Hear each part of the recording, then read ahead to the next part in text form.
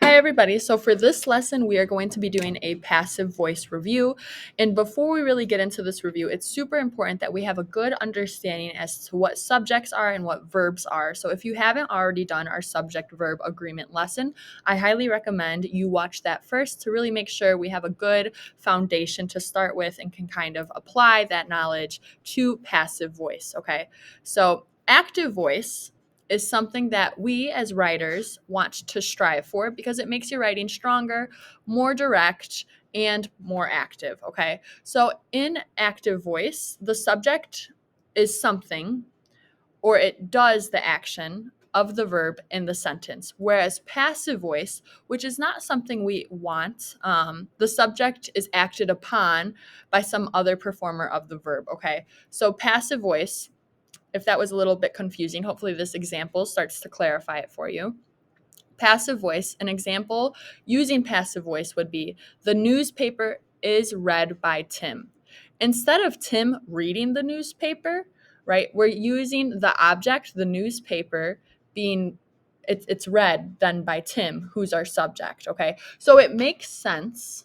Passive voice still creates a sentence that makes sense. However, it makes your writing a little bit weaker when we use this passive voice. So instead, active voice is something we want to strive for. So Tim reads the newspaper. That is good, that is direct, and it's just a stronger way of writing the same thing.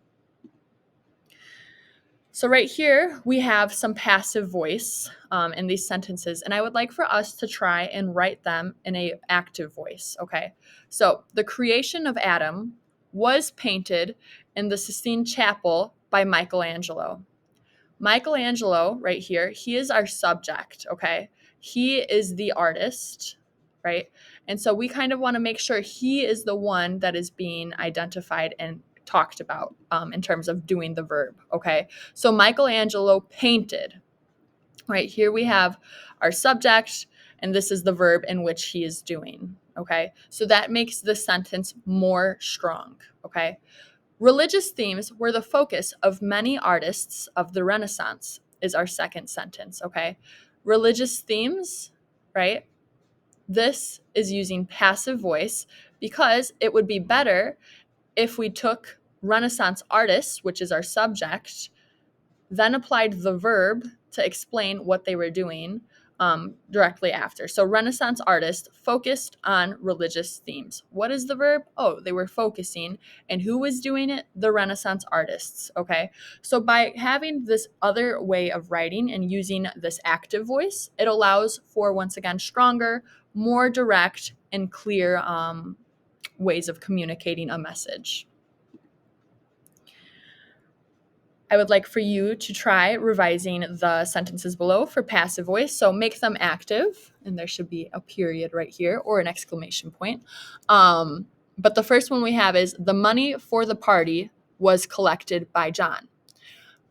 As you are doing this, I want you to think of who is the subject or what is the subject and what is the verb, right? So the money, is that the subject?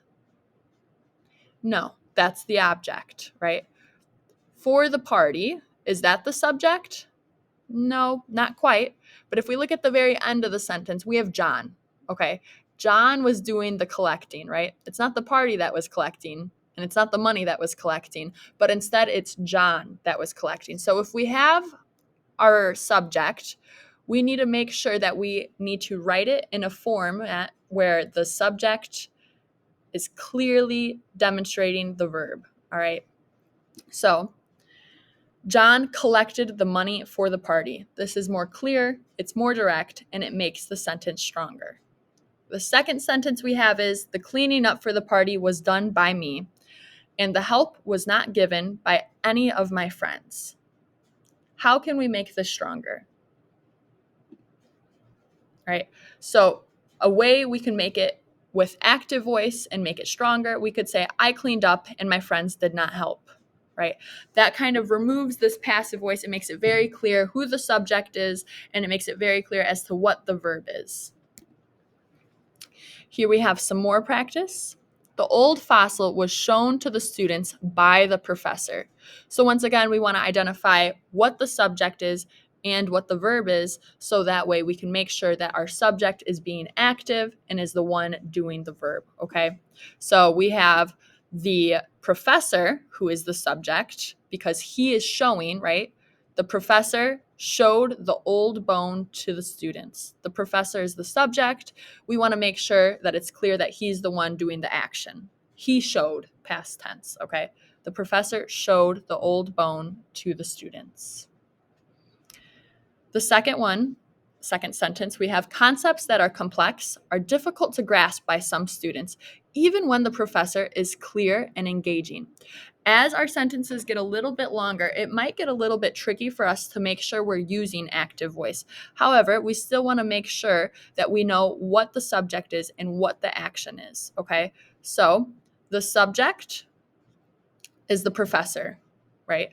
And what was he doing? It was his state of being that he was clear and he was engaging, okay? So even though the professor was clear and engaging, some students, it's difficult to see underneath my head, but it says some students found it difficult to grasp the complex concepts. All right. So we have students. There is a subject as well. They found it difficult, right? So it's the subjects that are then doing the action. And the same thing with here. The professor, right? He was clear. It was his state of being. All right. So practicing a more active voice, once again, allows for a more clear and strong way of writing. Here we have the show Downton Abbey is the favorite TV show of my mother. A way that we could make this a lot more clear is by saying my mother's favorite TV show is Downton Abbey, right? So if we think back to our lesson on possessives and contractions, right? If we're now looking at this bigger picture of making sure that all of our grammar rules are in check, right? We want to have the subject very clearly having the action. So my mother's favorite TV show is Downton Abbey, right? Whose favorite TV show is it? Oh, it's your mother's, okay? That makes it more clear. For the second one, we have the passive voice, which is an odd choice for an American person to like a British TV show. We could then have a more active voice that makes it a little bit more clear if we were to say a British TV show is an odd choice for an American person to like. This organization of the words that uses active voice just allows for it to be more clear and more direct with what is being said. So once again, for passive voice and active voice, we need to make sure that our subjects and our verbs are kind of in an order that we want to make sure that is clear for our readers to understand, okay? So using passive voice, it's not the end of the world, right? But if we want to make our writing stronger, more clear, more direct, we want to kind of strive for that active voice. So passive voice, once again, if you use it, that's okay. But we should strive for a more active voice so that way our writing is easier to understand. And also when we're reading, we would like to read an active voice because we would like to understand a little bit easier.